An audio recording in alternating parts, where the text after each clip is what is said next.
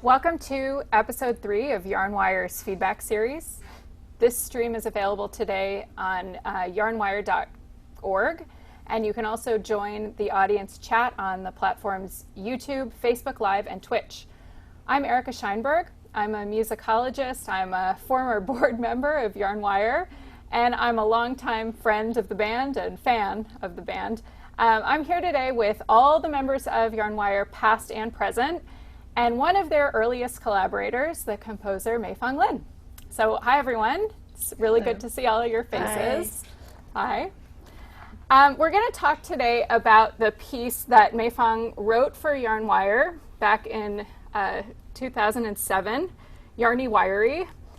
And this is one of the very first works that Yarnwire commissioned it back in the day, in the early days of the group. So I want to start with a question for Mei-Fang. Just what was your connection to the group? What was your connection to Yarnwire? Who did you know, and how did they reach out to you in the very beginning? Well, my connection to the group started with Russell Greenberg, because we both went to UC Berkeley. I was actually a grad student there, and he was an undergrad. And we started out playing together, actually. I think one of our earlier pieces that we did together were actually for 2 piano and 2 percussion, right? I think the first thing we did was the Bartok. Yeah. And so, yeah, we got to know each other that way. And then after that, we played a couple other pieces, and another one was actually Magnus Lindberg, also related rocks for 2 piano, 2 percussions. So I think that idea of having this kind of group for 2 piano, 2 percussion actually started back then. And Russell was already thinking about having a group for this kind of instrumentation. Yeah, and so, yeah, we started out as just, buddies playing together. And then I think later on he also played maybe a piece or 2, I don't remember, with the BCCP, that's the conducted by our conducting teacher or our conductor, David Milnes. And so Russell played, I think it was time tracks, I believe, it's for a larger ensemble piece. And so he probably thought, yeah, her music is okay. And so later on he decided that, yeah, maybe, give her a chance, And so that's how I got to know the group. And so I think early on, I think the dynamic, well, not the dynamic, but the way that the group worked and nowadays is actually quite different.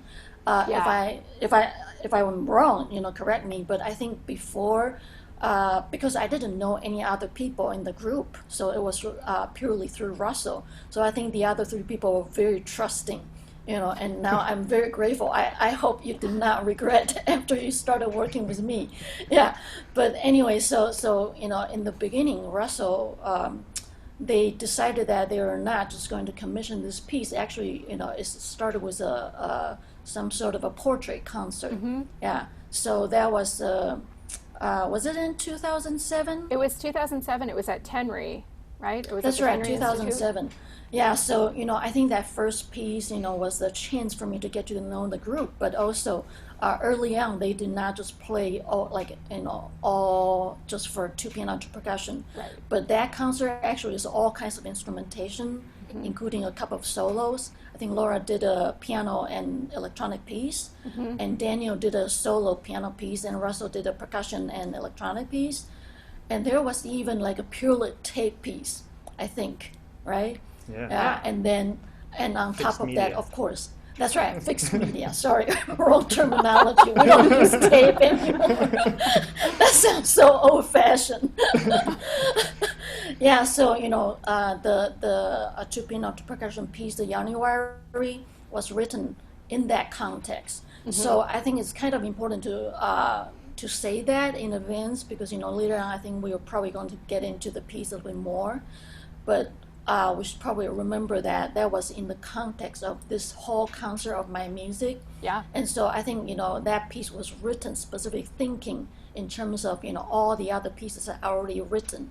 Yeah, and so that's a little bit different from if like Russell came to me and say that, oh, we're having other composers are all writing for this instrumentation, and you are just one of those pieces.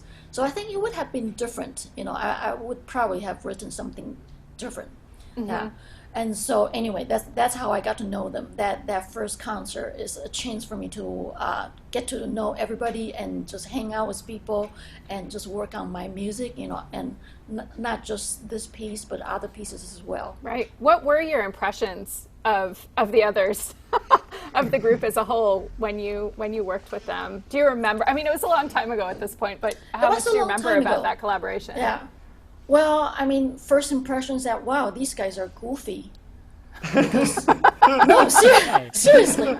Yeah. And I think that's, I watched your other episode, I think that's something that kept this group going as well. It's like, of course, everybody will have different ideas about, certain way of working or about certain pieces, but it's just, I really enjoy the dynamic among the members. But also serious, right? They're also serious. That's right. It's like that's a balance. Right. Yeah, that's right. So, they're not like going to, just back down on whatever, but, they find a way to work with each other. Yeah. But there's always some sort of humor, but it's just fun, and so I think it's that energy, in the group that I really enjoy. I do want to play the piece so that everybody can hear it. I want to start, before we talk about it in a little more depth, I want to start with your program note, which is not particularly descriptive of the piece, but, sets the tone. As the title suggests, Yarny Wiry is dedicated to the Yarn Wire Ensemble, who commissioned the piece for their concert in New York in May 2007. Therefore, the piece is also a celebration of the outburst of energy found in the Yarn Wire musicians. And you also said something at the Tenry concert that you set out to write something fun. So the audience at the time, that's all the information we had going into it.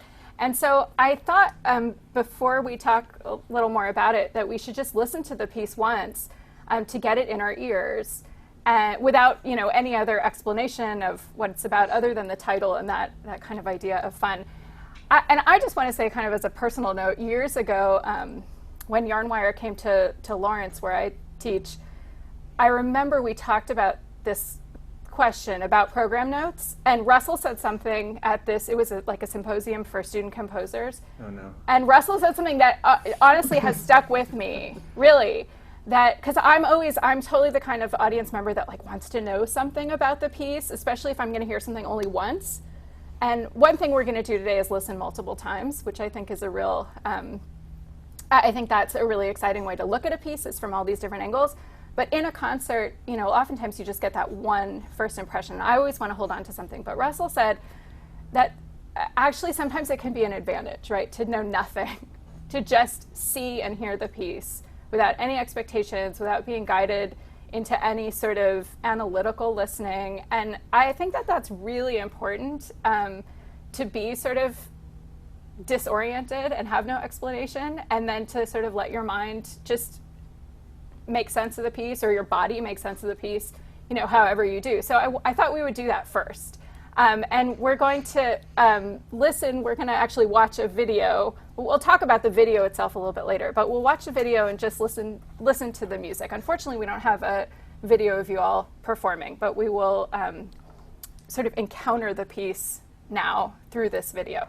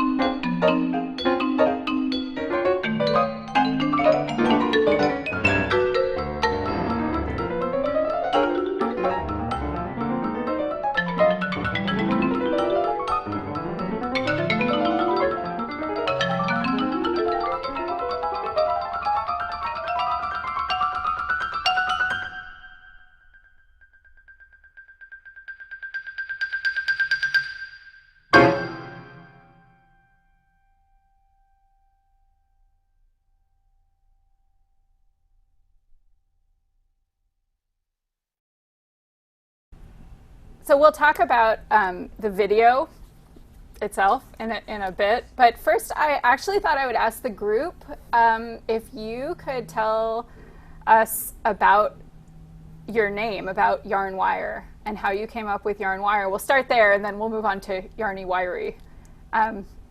So what is yarn? What is wire? Well, I think the word yarn refers to our mallets, which are, often covered in yarn, and wire refers to the strings of the piano. But luckily, it can also refer to electronics if we want it to, so it's flexible. But the original idea was that it came from like the materials that perform the sound. Do you actually use yarn mallets in this piece? Yeah. Okay. Almost every mallet I used in this piece was yarn. Was yarn, okay. Yeah, totally. I learned a lot about mallets in preparing for this interview. Nice. I watched some YouTube videos. So yarn wire, I mean, there's so many ways in which the dichotomy between yarn and wire that separation between them implies, I think is kind of, I don't know, it's interesting to think about all the different things. You were saying like the piano wires and also electronic wires, but yarn and wire also have such different sort of connotations, the kind of softness and homemadeness of yarn. It's almost like a feminine quality even, and organic, and then wire being this much more sort of metallic, machine-like, electrical sort of image. It's funny you say that, Erica, yeah. because for a long time, the majority of our Twitter followers were knitting companies. and then at the same time, we get, like, every day there's a Google alert for something, and it's usually a manufacturing company who makes steel wire. So it's That's like, awesome. that's the search engine right there, too. I love it. And crafters. And crafters. Well, I have always loved the name of the group. And I then want to sort of, move on from a discussion of the name of your group to a name of the piece. And I want to, start with Mei-Fang, sort of what Yarny Wiry means to you and why you named the piece after the group in that way? Well, I mean, obviously it's a tribute to the group, to start with. And also it's supposed to be a little bit funny. And I think I did make Russell laugh. Because, when he asked me about the title, I was like, Yarny, Wiry. It was like, what? And then he laughed, Yeah. And so, but I think, what Erica pointed out a little bit earlier on, about this quality, almost like a contrast, something. I think that has something to do with how I was conceiving the piece original as well. The kind of, it can be a contrast or, some sort of duality, it's like the yarn more the mellow or, the mellow side as against to wire. I'm thinking about the more the metallic, more like, I don't know. So I'm thinking about like the materials that I have for this piece. Yeah. There will be some sort of, this kind of contrasting material.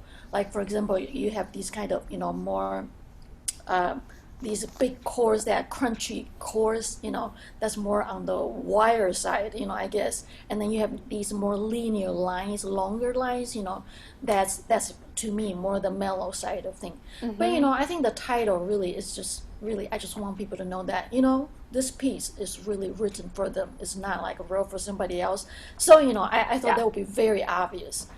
So for them and for their materials also, right? It's like about the materials that they're actually using. It's interesting. Also, I was thinking like wiry is a real word, right? It's like lean and tough, but yarny is not a real word as far as I know, which is part of the playfulness. Like yarny, I have a sense of what yarny means, but it also isn't like this really specific concrete thing. And I kind of like that when I'm listening to the piece. Like the concept of yarny is floating in my head, but and I can't quite put my finger on it. Do any of the rest of you have thoughts about this, and maybe how this piece kind of in the early days at least became sort of your bit of like a theme song for you? And then I mean everybody here, all four of you pianists and both percussionists have played Yarny Wiry at different times, right? So maybe we could talk about all these different stages of Yarny wiriness. Daniel, you premiered the piece, right, at Tenry? Yes. I don't want to dwell on the title too long, but I do think it is just naturally a fun title, and that lines up with the feeling in the piece. There's just something almost effervescent about it. And when I first heard the title, I was like, what? Why Yarny Wiry? But, it's really grown on me now. It just sounds like, that's what it's called, and that's the way it should be. But, yeah, I mean, I remember a very smooth process of learning it and working with Mei-Fang. And the only other comment I wanted to make at the premiere is because it was a portrait concert and I was playing these solo pieces, my big memory was there was already a recording of Mei-Fang playing the solo pieces, and she's a formidable pianist, and it was quite something to try and live up to. But I think it's the Yarny Wiry, I think it's a great kind of encore type piece, and I was happy to be part of the premiere. And at that premiere, I was there. I was at that Tenry concert. I had forgotten this until Russell and I were talking about it last week, that David Milnes conducted. Is that right? Yeah. Can we talk about that a little bit? And how the need for a conductor actually sort of disappeared over time. But in those very early days, what was he there for? What was he facilitating? Maybe I'll just talk a little bit, and maybe Russell can chime in. So first of all, I mean, if he's going to watch this, I don't know if he's going to protest, but I think he really wants to conduct. So, I don't remember if he even called Russell or not. Yeah, but for those of us who know, actually a couple of us work with David. It's not just me and Russell, and Laura. I was at Berkeley. That's right. I mean, Laura also worked with David. I mean, playing with him. Yeah. So we know, he loves music, he loves conducting, he loves working with good musicians, so obviously he has to be a part of this. Yeah. And so I think, maybe we're talking about possibly needing a conductor, and I think at the end he insisted. I don't know, maybe I did not remember it correctly, but that stayed in my memory. Yeah. But it's kind of funny. I think it would be fun if we can listen to all three versions. Yeah. Because they really came out quite differently. They sound really different. I'd love to listen to the audio of the Tenri performance. So let's do that now.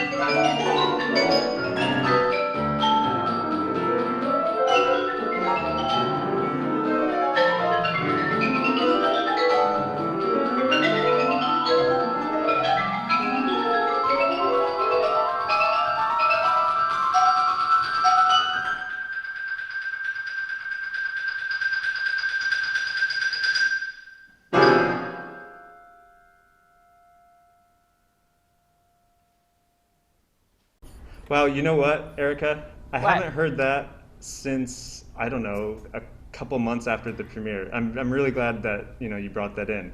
It sounds almost exactly the same. So like that's pretty cool. Yeah. But yeah, wow, you can hear Tenri, you hear the room, you hear that space. It's pretty neat. Nice job, Daniel. Sounds awesome. Yeah, it sounds great. This is, what's interesting about the piece also, as I was saying before, is that, Daniel, Jacob, and Ning have all played that. Do you play, is it the piano one part or the piano two, or is there a consistent?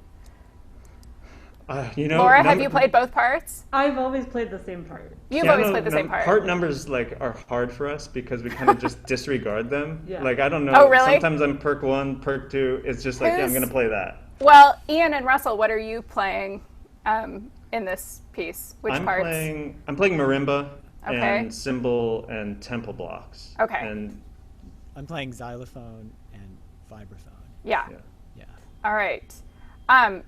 Should we talk about the MPAC recording now? Yeah. Can you tell us a bit about that experience just in general? Look, I brought the CD. Nice. Ooh. Yeah. You have a lot of Yeah, that was a fortuitous recording session where we recorded all of the kind of composing New York music in Mei-Fang's piece. MPAC had recently been finished. The construction had just been completed. And Micah, who was the music curator at that time, I had known him from some band stuff in New York, and it was the facility was in a kind of shutdown over the summer stage, and he said, we have the hall is open. We can't really put you up like a normal residency, but if you want to come up and use the hall, use the pianos, go for it. And as a kind of condition of that recording residency, he said, our two house engineers have actually never really recorded in the hall yet. So this is Jeff Svatek and Todd Voss. And so we came up and worked with them for, I don't know, maybe like a week. I think it was 2 full weeks. Wow. What was it, 2 weeks? Oh, jeez. Oh my That's goodness. insane. Seared into your brain. Well, and Jacob, when had you joined the group? Like, how soon after you joined Yarn Wire was this recording session? This was, I think, the following year. Okay. You guys asked me to join in fall of 2009. So we had that whole season together, and then I think the recording was in 2010. Is that right? Yeah. Yep. Yeah, so we just hung out at my parents' house and spent a lot of time recording. Nice. So All right. I think we have an image of the setup. Yes. that's right. How many times did you guys do how many takes? It was one take. Spent 2 weeks. Well, And then- from experience, that's not true. Always say one take. Always say one take. Were all the instruments that you needed for that whole recording session sort of brought up there by you all, other than the pianos? Yeah. So you brought, yeah. That's always a big part of like the work that you do, right? Is moving your instruments around and all the gear. Oh, yeah. Yep. I'm glad we have that picture of the setup. I'm sorry that we don't have a picture of the performance of any. Sorry, not a picture, but a video of you playing this. We do have that video that we watched earlier by Corey Fogel. Russell, do you want to talk a little bit about sort of what you told Corey when you asked him to do this video? And then we have a video of a little talking head from Corey where he talks about the video himself, but maybe you could start and sort of set that up. Sure. Well, first, we don't have a video of the premiere because I think none of us were in the habit of just recording everything all the time. It was like a big deal to do an audio recording, right? Yep. Oh, yeah, we'll get it and get it done. And so it just wasn't habit, and I don't think our phones were good enough to just turn on and do it. So that's why we don't have videos from that time. And then, when we put out the record, we put it out on Carrier Records, which is run by some friends of ours. And we're like, oh, let's get a music video for one of the tracks. Which track? Ah, Mei-Fang's.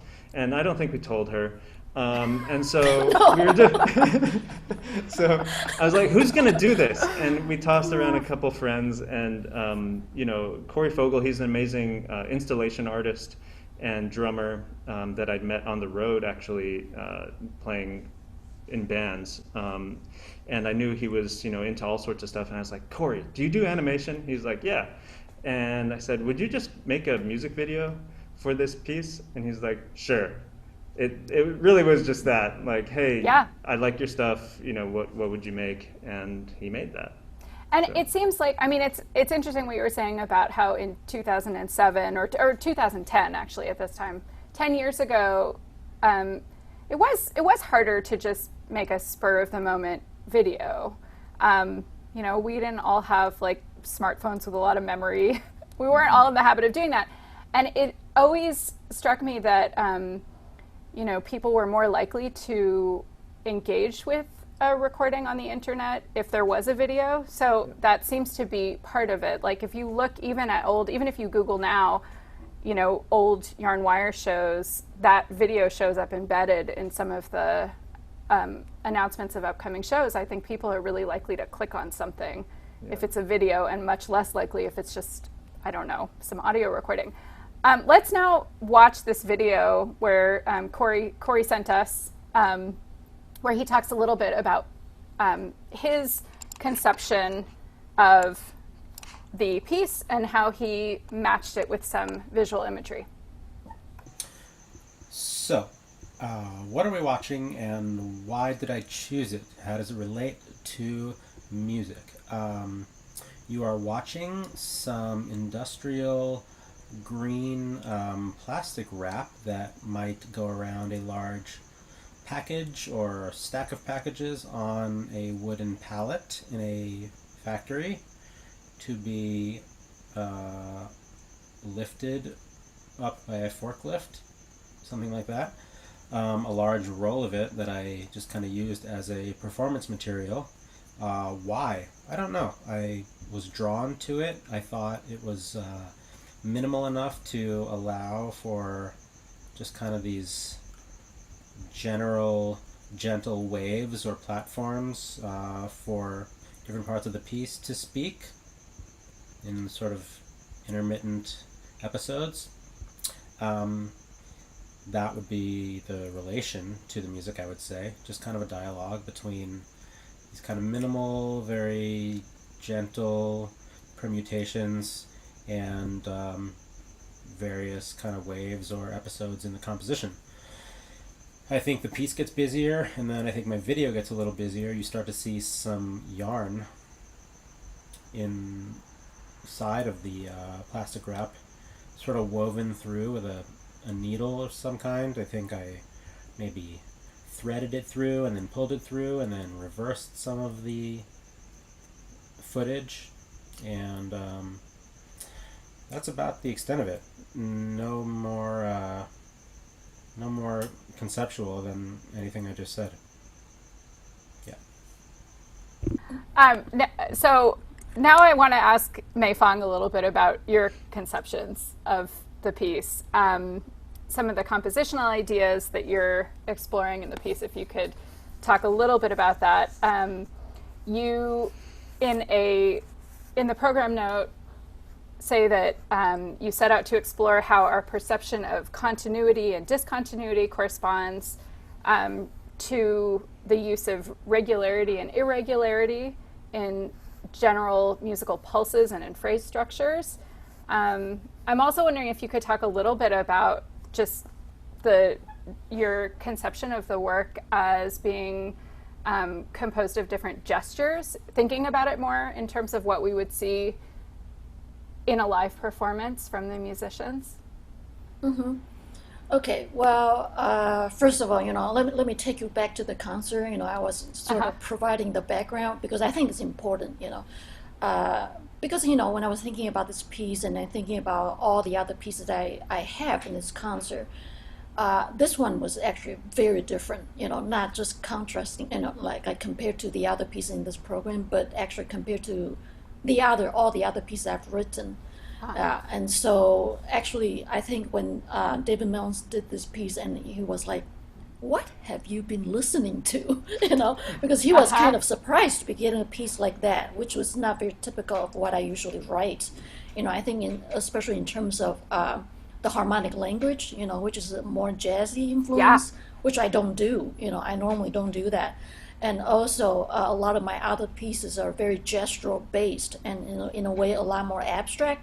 But this one, sort of, I was going back to, okay, let's just work with some basics, So I go back to the rhythmic aspect of things, and the general musical pulses that, and so that's where the regularity and irregularity comes back in.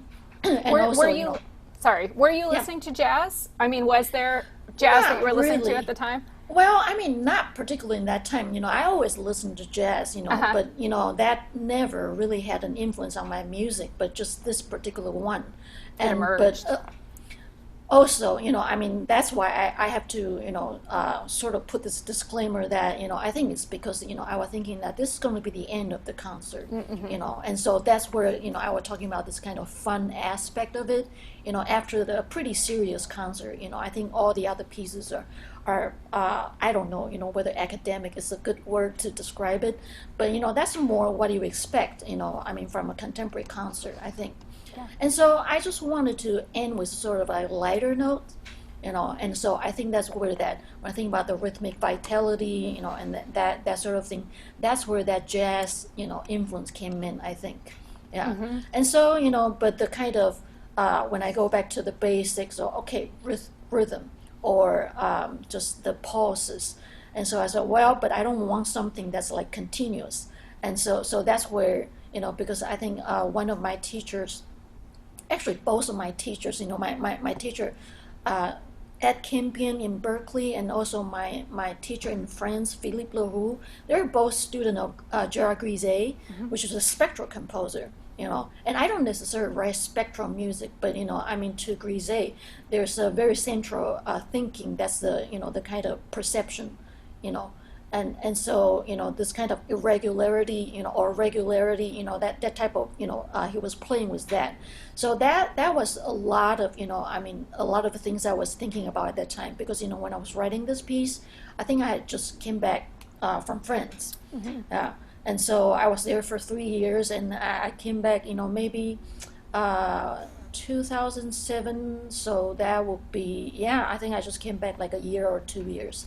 Yeah, and so that was still in the thinking, but I wanted to put in a different context, work with it differently.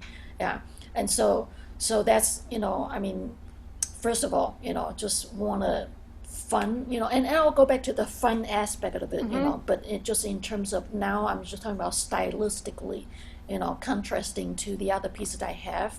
Yeah, and so that's how, I sort of provided myself with this kind of general background for me to write this piece. Are you thinking, as you're writing this piece, about also the experience of performing it, though, and about how it will feel to embody the piece? Because you are, as we've talked about, you're a formidable pianist yourself. You're a conductor, and I think playing the piano, but also is probably especially percussion. There is so much gesture involved in sort of dancing around the instruments. So you're thinking conceptually on the one hand. Are you thinking also about sort of the gestural components of the piece as an embodied musical experience? I do. Actually, I'm actually a little bit shocked that you asked me that question, because that's very central to my writing or to my thinking. Not just in this piece. Yeah. I think, for me, writing music, I always go back to think about, I don't know who's going to play the music, but, I would just think in terms of my own experience. I always think about the physical aspect, because for me, music is about playing.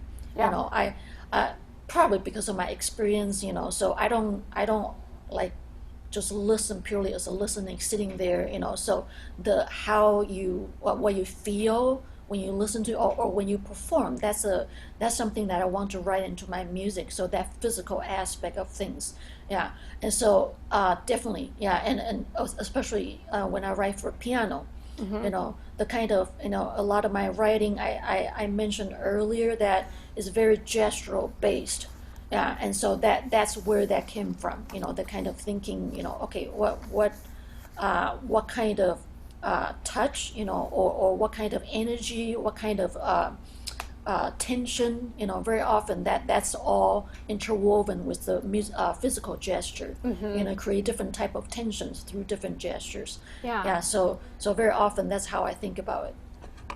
Lara mentioned in in the first interview with all of you, or I can't remember exactly how this came up, but just you talked about the ways in which you as an ensemble are always interacting with the composers, and how there's an amount of trust that builds up. And so it seems like, even though in performance, when you're really looking at the score and sort of focused on the score, and you're thinking about the notes, or it looks like you're thinking about the notes, there is a way in which you are not thinking about performances merely as kind of realizations of the score, right? But that you're thinking about it as a kind of experience, a musical experience that is about the relationships between composer, performers, audience, being more in the moment and in the space and in your bodies, and not just being sort of these like servants to some sort of abstract concept of the music. And Mei-Fang, it really sounds like that's also how you're thinking about music in general, is it's not merely about kind of the conception and the notes, but it's about the sound and the experience and the movement as being all part of the thing. Yeah. Yeah, I mean, for me, very often, I think all these different concepts are it's just a point of departure. Yeah. It's for me to construct something, but at the end, it's all about, the end. Like you want to immerse, sort of immerse in I don't know, like in sound in a way, and also the physical aspect, and maybe I can go back to the fun aspect of this piece and when I was thinking about that, because for me, playing, there's this purely physical, sensation that is fun. I mean, regardless of what you play, there's that of course, there's the intellectual side of things, and very often when you talk about the emotions and all that, that you go through more the intellectual side, and you understand the piece, you feel things differently. But I'm talking about the purely physical side of things, and so that's something that I often try to explore, and try to connect that with the other aspect of things. Yeah. I think we should start to probably wrap things up. I do want to play the video that juxtaposes the pages of the score with the audio from the MPAC recording, so we can look at what the notes look like. I was wondering if maybe in our sort of final listening we could think about the piece from the perspective maybe of students who you all have worked with at the Institute, and we could talk about that. And Mei-Fang, you've been a guest artist at the Yarnwire Institute, and my understanding is that students at the Institute have played Yarny Wiry over the years. So I'm wondering if you could all sort of share with us, after we listen to the piece, with looking at the score, what some of the ways are that you have worked with students on this piece, and how the experience of the piece through the medium of the score might also be kind of different conceptually than when you're listening and you don't have that sort of roadmap in front of you, that visual roadmap. That there are more surprises, there's more juxtapositions. But anyway, a lot of different things to think about. Let's listen to the piece with the score and then come back and talk a little bit more about it.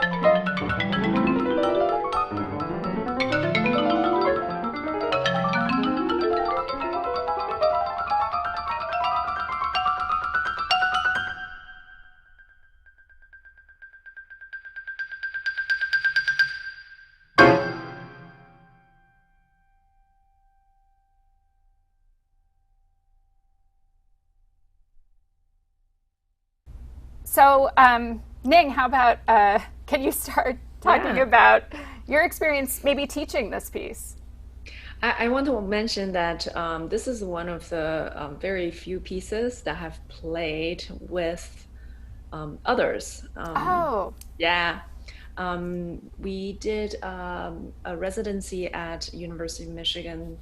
Was it 2017? I believe January 2017, and Laura conducted. I played with Ian. Was it Ian? Did you play? I think it was Russell. Russell? Okay. I played And Jody piece. okay, so Russell and I played with two University of Michigan students, and they were fantastic. And we were just slightly worried because we didn't have much rehearsal time at all, and Laura ended up conducting the performance, but it was really fun to put the piece together with someone that I didn't used to play with. yeah.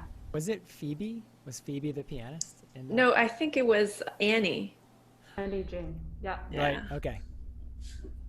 Yeah. Do you all feel that you can really see how your ensemble playing has changed over time, looking at this piece, listening to those early?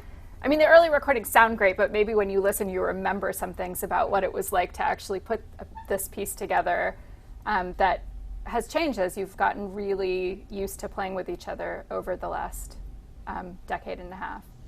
Maybe Jacob could speak to this, because I remember we were really digging in because we knew that we couldn't play it with a conductor, right?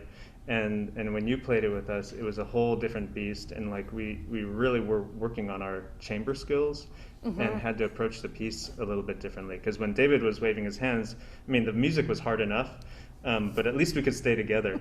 And Mei-Fang, you have all these piano licks that have different feel, different subdivisions and stuff. Yeah. And I remember the hardest thing for us in the back as percussion was just where are they? Yeah. And it's just what do we do? And then you guys, how do you hear yourself out of this mess? So I went along for the ride, but I don't know how you guys do that.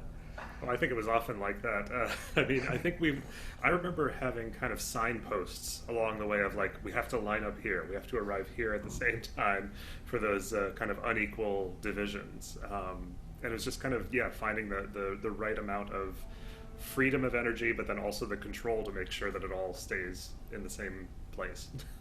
It is definitely a 3 minute of very intense playing and concentration. Yeah. And when I first played this piece, and I know the other three members had played multiple times and recorded it, and it was a little intimidating, I guess, to be really exact and precise. Just you only have 3 minutes of chance.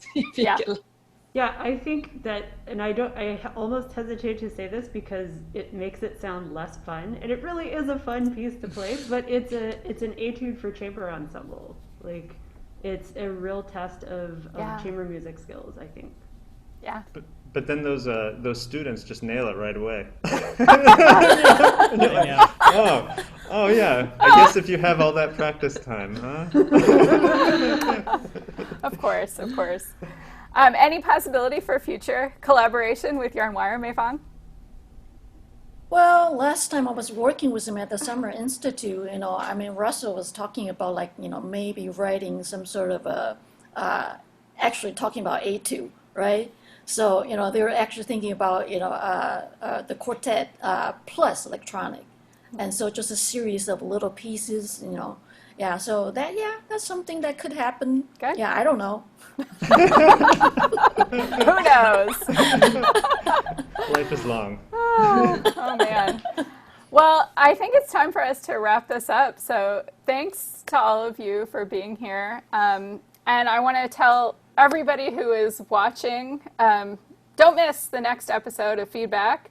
The next episode is going to be live on Thursday, September 3rd. Alex Minchek with Ryan Dahoney. And that's it. Laura, do you have some thank yous? Or there were some thank yous in that first episode. I didn't know if you wanted to do that again.